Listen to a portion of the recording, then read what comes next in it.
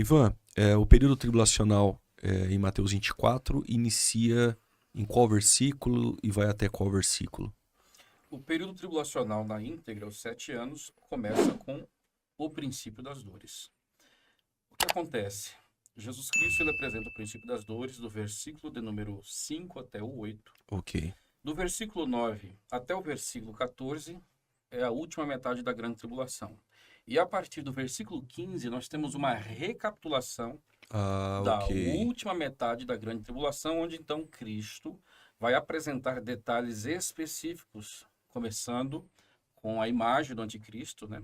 A abominação desoladora, a imagem que será implantada ali no templo, onde as pessoas terão que aderir ao sinal da besta, né? O 666, conforme Apocalipse 13 vai deixar claro. Então, a partir do versículo 15, Jesus começa a recapitular e trazer detalhes, compreendendo que Mateus 24, do versículo de número 5 até o 14, é a descrição de todo o período tribulacional, de forma resumida, objetiva e direta. A partir do versículo 15, Jesus vai dar uma atenção específica aos eventos principais que ocorrerão a partir dos 3 primeiros anos e meio, começando com o estabelecimento ali da imagem do anticristo no templo, né, que é o que Jesus Cristo descreve aqui no versículo 15. E só para fechar essa questão, é muito interessante, né? Jesus vai remeter aqui a Daniel, quando ele faz menção aqui a esse episódio, a esse momento específico da grande tribulação.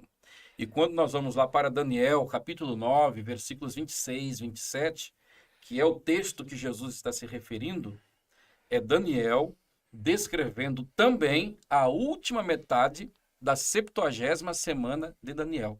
Então, 70 semanas foram estabelecidas sobre os israelitas. As primeiras 69 se cumpriram literalmente neles. Aí somente a 70ª semana vai se cumprir sobre a igreja, né? Como o aliancista ou pós-tribulacionista insiste, não tem como. Não há possibilidade. É um absurdo. É importante, congruente. sem tomar aqui a direção, é importante explicar isso, pastor Ivan. Porque eles dizem que isso tem que se cumprir na igreja. Por exemplo, o pós-tribulacionista defende que a última semana se cumpre, né, quando Jesus grita tetelestai, e aí essa profecia, segundo os pós-tribulacionistas, acontece na casa de Cornélio. Só que é um lapso de tempo tremendo. Tem que forçar muito para... Não, e tem um lapso de tempo. Lembra que eu falei o templo no... destruído no ano 70. Isso, Como pode é isso que eu tô Eu falei falando. no E esse programa lapso anterior, de né? tempo A aí? última semana tem que ter 40 anos. Tem que ter 40 Isso, anos, acho pra que era encaixar bom. 40 anos. Isso, era bom explicar isso aqui, porque é muito importante, já que não estou tomando a direção Não, do imagina. programa, por favor. Mas eu penso ser muito importante, porque o pós-tribulacionismo afirma peremptoriamente que se cumpriu em Cristo e na casa de Cornélio.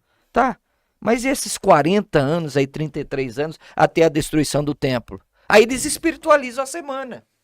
Peraí, É isso aí. e aí? Bom, vamos lá. Concatenando Mateus 24. Falou bonito agora, hein? Eu aprendi com alguém. Esses elementos de evidências internas, inverno, sábado, Judéia, está claro aqui então na mesa, apontamentos para Israel dentro do período tribulacional. E essa tribulação, como foi colocado para os irmãos aqui, ela tem seu início então no versículo 4 e ela se estende aqui até o 28. Me permita, pastor, Claro. enfatizar mais um ponto aí, que já foi mencionado, mas eu gostaria de enfatizar. Ok. O próprio Senhor Jesus, no verso 15, diz para se lembrarem do que foi dito pelo profeta Daniel. Ele faz uma profecia direta, uma referência direta à profecia das 70 semanas, que no verso 24, começo dela, Deus diz que 70 semanas estão decretadas sobre o teu povo e a tua santa cidade. Né? Caracterizando. Então Jesus falou, o que vai acontecer é o que foi profetizado por Daniel. E a profecia de Daniel deixa claro que é para Israel e Jerusalém. Então não tem o que fugir disso, de dizer que não é para Israel. Né? Você foge até do que o próprio Senhor Jesus fez referência. Ok. Vamos dar um breve salto agora para o versículo de número 36. Por quê? Porque 29, 30 e 31 é Cristo vindo em glória na segunda vinda. Eu penso, pastor Juliano, que o 30, 31 seria importante, não sei se já foi abordado aqui. Quem são esses escolhidos? Já foi abordado então, outra mesa, mas podemos retomar. Não, então você que sabe, Tá, desculpa. Não eu lembro, acho que foi o Ivan. Foi. Vamos lá. Não é igreja, não? Não é possibilidade. Não é. Nenhuma. Aprendei, A não ser pois, que o contexto não vai lá nada. esta parábola da figueira. Quando os seus ramos já se tornam tenros e brotam as folhas, sabeis que está próximo o verão. Igualmente, quando virdes todas essas coisas, a tribulação, sabeis que ele está próximo às portas. Em verdade vos digo que não passará essa geração, aqui os preteristas gostam deste versículo, mas também não dá, sem que todas essas coisas aconteçam.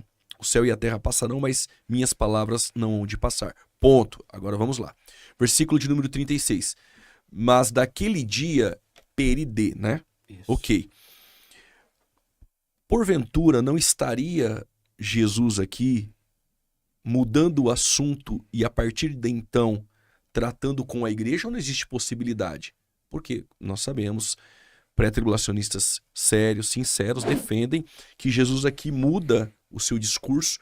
Realmente ele estava falando com a nação de Israel, período tribulacional, segunda vinda. E o peride seria a mudança de um assunto, ok? E aí no verso 36, mas aquele dia e hora ninguém sabe.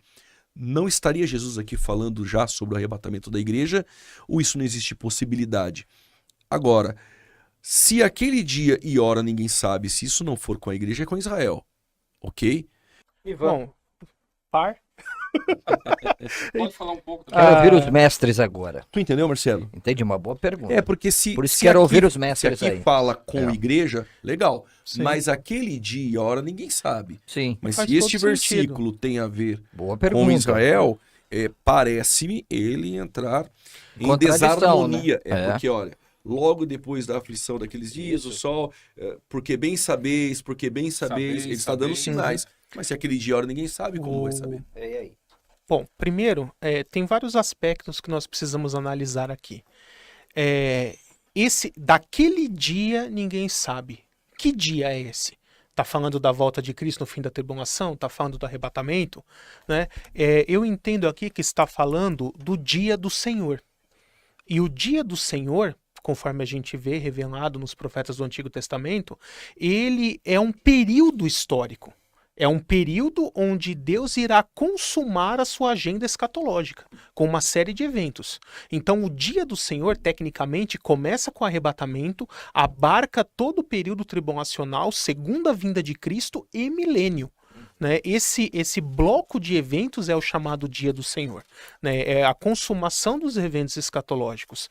E aqui é muito importante nós vermos a analogia que Jesus faz com Noé, com os dias de Noé. Quando fala um será levado e o outro deixado, numa leitura superficial acaba se colocando uma inferência aqui sobre o arrebatamento, mas a lógica está invertida, porque aqui o levado é o que sofre juízo, é o que perece, e o deixado é o que sobrevive. Que ele faz uma comparação com o dilúvio, o deixado na segurança da arca é o que sobreviveu, e o levado pelas águas do dilúvio é o que pereceu. Então isso vai completamente na contramão dos irmãos que usam este texto para falar do arrebatamento. Exatamente. Então o tomado, o levado aqui, o levado não é o que pro se perde, arrebatamento, é pro juízo. O que levado é o que perece, é o que se perde no juízo de Deus. Então aqui já mostra que não tem nada a ver com arrebatamento. E aqui então, quem está falando aqui daquele dia e hora e ninguém sabe, é do dia do Senhor, quando esse conjunto de eventos escatológicos irá se desencadear. E o primeiro evento desse conjunto é o próprio arrebatamento. Então isso né? se harmoniza com a fala de Paulo em 1 Tessalonicenses? Que o Sim. dia do Senhor virá em repentina destruição. Isso, quando disserem paz e segurança, eis que lhe sobrevirá grande destruição. E esse dia e hora ninguém sabe. Exatamente, porque é o momento em que Deus irá desencadear a sequência de eventos escatológicos que a Bíblia chama de Dia do Senhor. E nessa sequência de eventos, durante o período tribulacional, fazendo analogia aqui do dilúvio, os deixados, que são os que sobrevivem à tribulação, eles serão os salvos, e os levados pela água do dilúvio são os que serão levados por esses juízos e sofrerão a perdição e a condenação. No versículo 39, e não perceberam até que veio o dilúvio e os levou. E os levou. O termo é airo. E depois o levado é paralambano. A mudança aqui no grego não... Não. E outra coisa que já foi até pontuada, mas só acrescentando, o texto paralelo, em Lucas 17, versículo de número 26, olha o que vai dizer aqui. E como aconteceu nos dias de Noé, assim será também. Olha que interessante, aqui não diz no dia do Filho do Homem, mas sim nos dias do Filho do Homem. Então, aquele dia, o dia, de fato, é uma referência não a um dia específico, o dia da segunda vinda, quando Cristo virá em glória, mas é uma referência a todo o período tribulacional. Este é o motivo, por exemplo, do porquê Lucas vai colocar dessa forma, né? Assim será também nos dias do Filho do Homem. Comiam, bebiam, casavam, davam-se casamento, até que veio o dilúvio, né? Até que Noé entrou na arca e veio o dilúvio e os consumiu a todos. Olha aí. O mesmo texto que em Mateus fala, veio o dilúvio e os levou a todos, obviamente, que os levou em juízo. Lucas já é enfático. Os consumiu. E o termo grego aqui é apolume, que é a ideia de aniquilar, de destruir mesmo. Não é o conceito de levar. Então, se eu for defender aqui um arrebatamento, seja pré ou pós, porque tem muito pós-tribulacionista que usa esse texto como sendo uma referência ao arrebatamento, mas obviamente no fim da grande tribulação. Quando nós vamos aqui para Lucas capítulo 17, na verdade, não tem arrebatamento, não tem a ideia de levar sendo arrebatado no fim da tribulação, mas a ideia de ser levado destruído. Uau! Arrastado pelas águas. Que é o conceito lá do que aconteceu no dilúvio. Quem foi levado em juízo. Mas considerai isso, se o pai de família soubesse, aqui vigília da noite havia de vir o ladrão, esse ladrão então é o dia do Senhor. Exatamente. Okay. Porque Jesus está descrevendo a grande tribulação em Mateus 24, que é o dia do Senhor. Eu tenho uma má notícia. O horário deu. Já? É.